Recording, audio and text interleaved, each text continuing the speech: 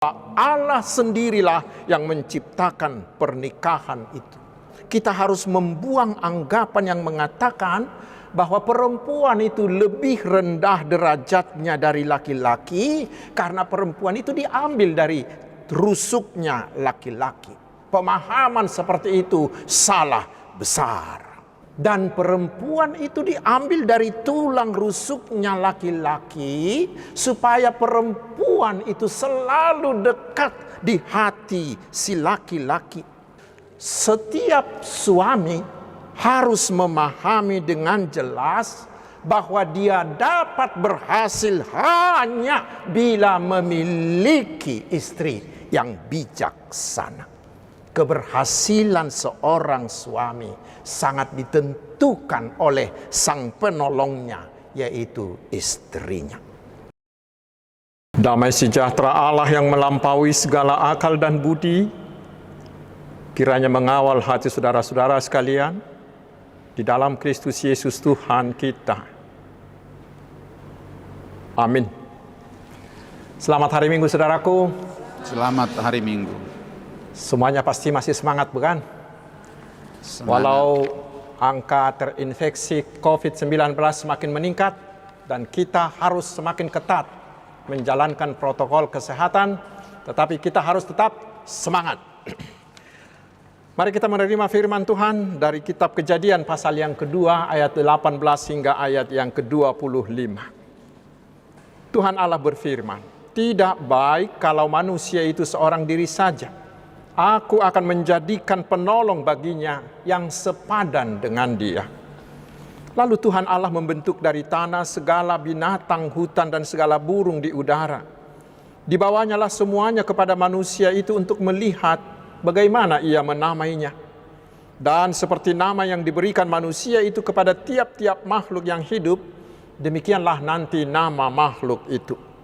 Manusia itu memberi nama kepada segala ternak, kepada burung-burung di udara, dan kepada segala binatang hutan. Tetapi baginya sendiri, ia tidak mempunyai penolong yang sepadan dengan dia. Lalu Tuhan Allah membuat manusia itu tidur nyenyak. Ketika ia tidur, Tuhan Allah mengambil salah satu rusuk daripadanya, lalu menutup tempat itu dengan daging. Dan dari rusuk yang diambil Tuhan Allah dari manusia itu, dibangunnyalah seorang perempuan. Lalu dibawanya kepada manusia itu. Lalu berkatalah manusia itu, "Inilah dia, tulang dari tulangku dan daging dari dagingku. Ia akan dinamai perempuan, sebab ia diambil dari laki-laki." Sebab itu, seorang laki-laki akan meninggalkan ayahnya dan ibunya dan bersatu dengan istrinya, sehingga keduanya menjadi satu daging. Mereka keduanya telanjang, manusia dan istrinya itu, tetapi mereka tidak merasa malu. Demikian firman Tuhan. Saudara yang dikasihi Tuhan Yesus Kristus, saya dan juga mungkin saudara-saudara juga pasti terkejut mendengar berita bahwa di masa pandemi COVID-19 ini angka perceraian meningkat tajam. Katanya di Bandung sekitar 150 orang antri setiap hari untuk mengajukan perceraian di pengadilan agama. Demikian juga di daerah lain di Indonesia. Memang nampaknya pernikahan di zaman ini mengalami goncangan yang luar biasa. Karena pernikahan sering dibuat seperti mainan. Banyak orang yang mengotori kekudusan pernikahannya dengan perselingkuhan, dengan kekerasan, bahkan hingga pada perceraian. Tetapi puji Tuhan, masih jauh lebih banyak keluarga Kristen yang berbahagia, yang tetap menjaga kekudusan dan keutuhan serta keharmonisan rumah tangganya. Saudaraku, Nats hari ini ingin merefresh rata-rata ingatan kita yang sudah menikah dan ingin memberi modal bagi anak-anak kami yang akan menikah, sehingga kita tahu apa arti, apa makna pernikahan dan bagaimana seharusnya kita menjalani pernikahan itu. Yang pertama, ingat selalu bahwa Allah sendirilah yang menciptakan pernikahan itu. Sehingga pada hakikatnya pernikahan itu adalah baik, adalah kudus, dan adalah terberkati. Karena itu pernikahan itu tidak boleh dikotori dengan perselingkuhan ataupun perceraian. Tetapi pernikahan itu harus menjadi alat bagi suami istri untuk menguduskan nama Tuhan, yaitu melalui cara hidup pernikahan yang kudus. Saudaraku, pernikahan itu dimulai dari tindakan Allah membuat Adam tertidur. Lalu Tuhan mengambil sebuah tulang rusuk Adam dan membentuknya menjadi seorang perempuan. Lalu dinamainya Hawa. Lalu Tuhan membawa Hawa itu kepada Adam dan menyatukan mereka kembali melalui pernikahan. Saya baca tafsiran dari Bapak Pendeta Dr. Lemp yang sudah lama sekali. Beliau mengartikan perempuan harus pulang kepada laki-laki supaya bersatu dalam perkawinan menjadi seorang manusia. Seorang laki-laki atau seorang perempuan bukanlah seorang manusia. Laki-laki atau perempuan merupakan pecahan atau merupakan belahan saja. Seorang laki-laki menjadi satu manusia hanya bila dia bersatu dengan istrinya, seorang perempuan, bukan yang lain. Demikian juga halnya dengan perempuan. Karena itu dengan ayat tadi, sekaligus kita diingatkan, saudaraku, kita harus membuang anggapan yang mengatakan bahwa perempuan itu lebih rendah derajatnya dari laki-laki karena perempuan itu diambil dari rusuknya laki-laki. Pemahaman seperti itu salah besar. Tetapi justru perempuan itu diambil dari tubuh laki-laki supaya mereka sama dan menjadi bahkan harus bersatu. Dan perempuan itu diambil dari tulang rusuknya laki-laki supaya perempuan itu selalu dekat di hati si laki-laki. Dan rusuk itu berfungsi menjaga organ tubuh kita bagian dalam ini. Demikianlah juga laki-laki harus bertugas melindungi, mengayomi istrinya, bukan melecehkannya. Laki-laki yang melecehkan istrinya sama dengan melecehkan dirinya sendiri, bahkan melecehkan perbuatan pemberian Tuhan. Saudaraku, setelah Adam melihat Hawa, dia langsung mengatakan, inilah dia tulang dari tulangku dan daging dari dagingku. Ia akan dinamai perempuan sebab ia diambil dari laki-laki. Adam langsung mengenali dirinya ada di dalam Hawa itu. Dia tahu bahwa Hawa itu adalah pasangannya yang akan melengkapi dirinya, yang akan mengisi rusuknya yang diambil. Dan itulah pasangan yang sepadan, yang sejodoh dengan dia. Saudaraku, ini menjadi pengingat bagi semua teman-temanku laki-laki. Ingatlah, Tuhan telah memberikan pasangan perempuanmu itu sepadan denganmu untuk membuat hidupmu menjadi lengkap. Walaupun di antara kita dengan istri kita banyak perbedaan, tetapi jangan gunakan perbedaan itu untuk memisahkan diri kita. Jangan biarkan itu menjadi pemicu pertengkaran. Tetapi perbedaan kita dengan pasangan-pasangan kita justru adalah alat Tuhan. Alat dari Tuhan agar suami istri itu saling melengkapi, saling memberi, dan saling membutuhkan. Karena itu, saudara-saudaraku, para laki-laki, Mari binalah terus hubungan itu menjadi hubungan yang saling mengisi, hubungan yang saling melengkapi. Carilah terus menerus titik-titik di mana kita saling melengkapi, saling mengisi dengan pasangan kita perempuan itu. Saudaraku, itulah rencana Tuhan memberi kita pasangan hidup. Mari kita baca di ayat 18. Tuhan berkata, "Aku akan menjadikan penolong baginya yang sepadan dengan dia." Tidak baik seorang laki-laki itu sendiri. Tidak baik seorang laki-laki itu terus menjomblo, kata anak-anak muda sekarang.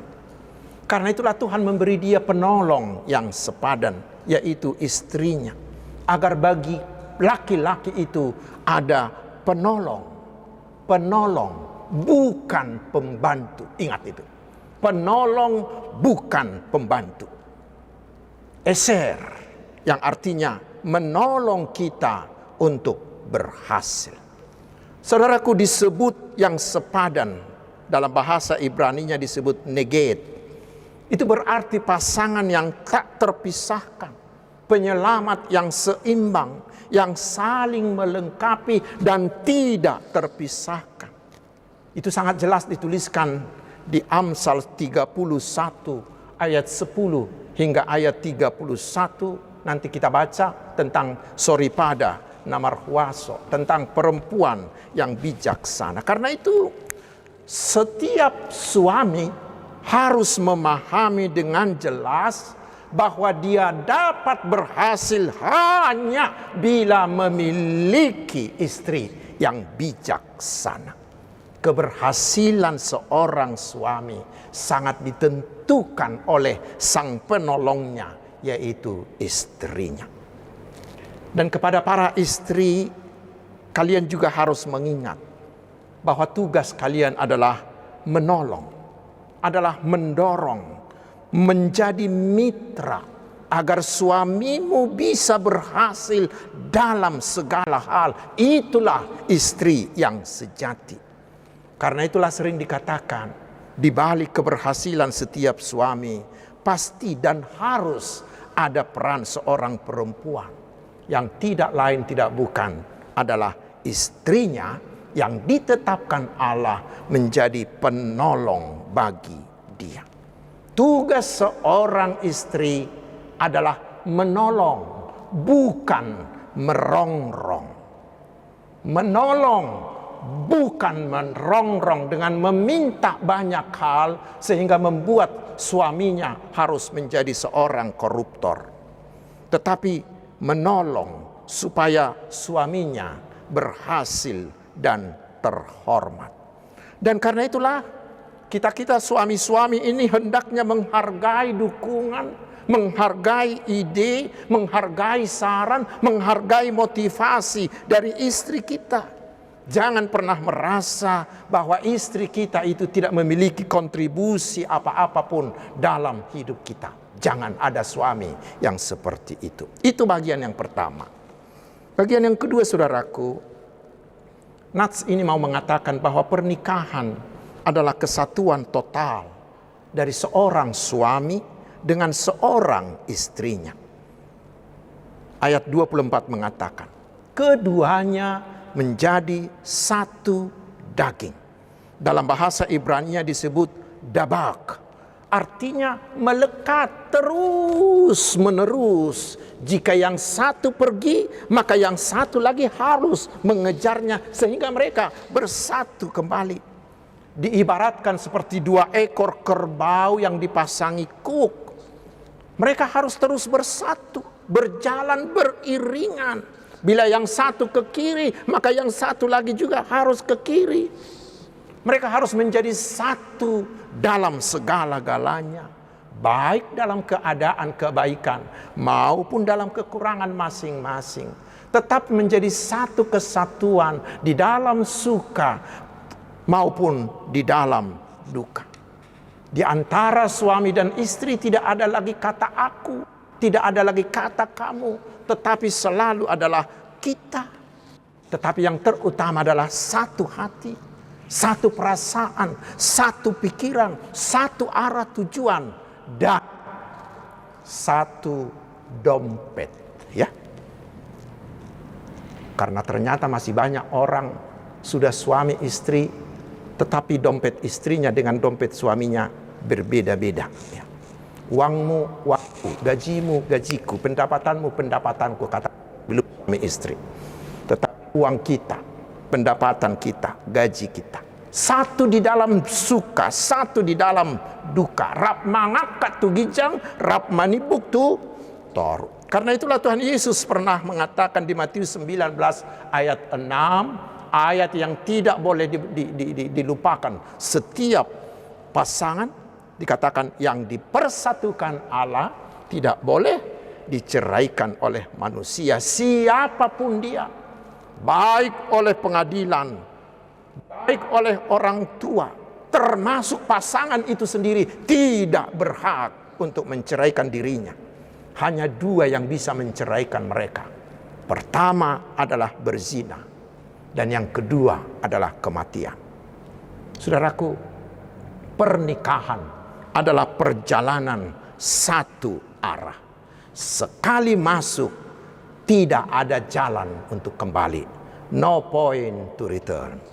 Saudaraku yang dikasihi Yesus, kita tahu banyak masalah yang dihadapi pasangan yang sudah menikah. Omong kosong bila ada pasangan yang mengatakan kami tidak pernah punya masalah. Waduh, jujur saja bukan? Banyak masalah yang kita hadapi, terutama pada saat kita menghadapi pandemi corona ini. Banyak masalah yang kita hadapi. Tetapi saudaraku ingat, itu pun tidak boleh menjadi alasan bagi kita untuk bercerai. Lalu pertanyaannya, apa yang harus kita lakukan sekarang? Saudaraku, bila kita menghadapi masalah, hanya satu yang boleh dilakukan oleh pasangan suami istri, yaitu maju terus. Maju terus, pertahankan pernikahanmu. Mulu hami perbaligi madok sampai malilik. Sampai darah yang penghabisan. Perbaiki kerusakan yang ada. Jangan pernah berpikir untuk bercerai. Dan jangan lupa, panggil dan biarkan Tuhan Yesus menjadi nahkoda rumah tanggamu. Pasti, sekali lagi, pasti rumah tanggamu akan dipulihkannya. Bahkan Tuhan akan menggunakan semua persoalan itu untuk semakin membahagiakan suami istri itu. Mari kita ikuti cara Napoleon Bonaparte. Napoleon Bonaparte itu selalu berhasil mengalahkan musuh-musuhnya. Bagaimana caranya? Caranya, bila pasukannya sudah mendarat di sebuah pulau yang akan ditaklukkannya, maka dia segera perintahkan bakar semua perahu-perahu, kapal-kapal pembawa pasukan itu, sehingga semua bagi semua pasukannya tidak ada lagi keinginan untuk pulang, untuk kembali, tetapi mereka harus bertempur habis-habisan sampai titik darah penghabisan, dan dengan hanya satu tekad, yaitu menangkan pertempuran. Tidak ada kata kalah, tidak ada kata cerai.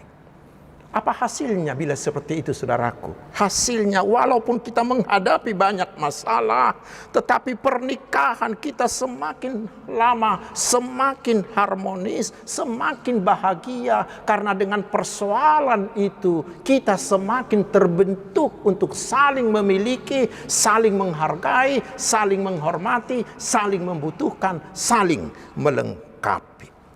Terutama di keadaan sekarang ini, saudaraku, ingat, jangan pernah membiarkan pandemi COVID-19 ini merusak pernikahan. Lawan si corona itu. Menangkan pertempuranmu dengan mengandalkan Tuhan Yesus. Itu yang kedua, yang terakhir. Saya menutup khotbah ini dengan sebuah cerita. Dan ini hanya sekedar tips saja. Ada seorang istri yang baru menikah. Dia membawa artikel yang mengatakan bahwa agar pernikahan itu langgeng, maka suami istri itu harus mau terbuka tentang kelemahan pasangannya masing-masing. Lalu si istri mengusulkan supaya mereka berdua melakukan itu dan si suaminya setuju. Lalu malam itu si istri itu menulis semua kelemahan suaminya. Panjang sekali, banyak sekali kelemahan suaminya yang didaftarkannya. Dan pada pagi harinya sesuai dengan kesepakatan, istrinya memulai membacakan semua kelemahan suaminya. Banyak sekali, sampai suaminya tertunduk dan meneteskan air mata. Lalu setelah istrinya selesai, maka istrinya meminta, "Oke bang, sekarang kamu, ayo pak, sekarang giliranmu, apa kelemahanku?" Tetapi si suaminya diam 1000 bahasa. "Ayo bang, ayo pak, ayo katakan apa kelemahanku." Suaminya tetap diam. Lalu setelah didesak lagi, suaminya mulai berkata, dia berkata begini, "Sayang hasiaku, boruni rajaku, di mataku tidak ada satupun kelemahan dan kekuranganmu. Di mataku engkaulah istri yang paling sempurna. Karena itulah aku mengambil keputusan mengambilmu menjadi istriku dan nanti menjadi ibu anak-anakku. Karena engkau begitu sempurna." Mendengar itu si istri terhenyak dan diam 1000 bahasa. Saudaraku, bukankah yang sering menjadi pemicu kekacauan rumah tangga adalah karena setiap pasangan selalu melihat kelemahan, kekurangan pasangannya ketimbang melihat kelebihannya. Lalu kekurangan itu dikipas-kipas, tambah lagi dari orang lain, dari keluarga, dari teman dan lain-lain, dikipas lagi. Lalu puncaknya, sudahlah, daripada kita ribut, lebih baik berpisah. Padahal firman Tuhan di 1 Korintus 13 ayat 5 mengatakan, kasih itu tidak menyimpan kesalahan. Kasih itu tidak menyimpan kelemahan orang lain, tetapi kasih itu menutupi banyak dosa, menutupi banyak kekurangan, termasuk dosa dan kekurangan dari pasanganmu. Karena itu saudaraku, mari fokus pada kebaikan pasanganmu. Amsal 31 tadi, ingat itu. Fokus pada kebaikan, kehebatan, kelebihan dari pasanganmu. Lalu tutupi semua kelemahannya, tutupi semua kekurangannya dengan kasihmu. Sehingga pernikahan kita akan berbahagia. Tuhan memberkati. Amin.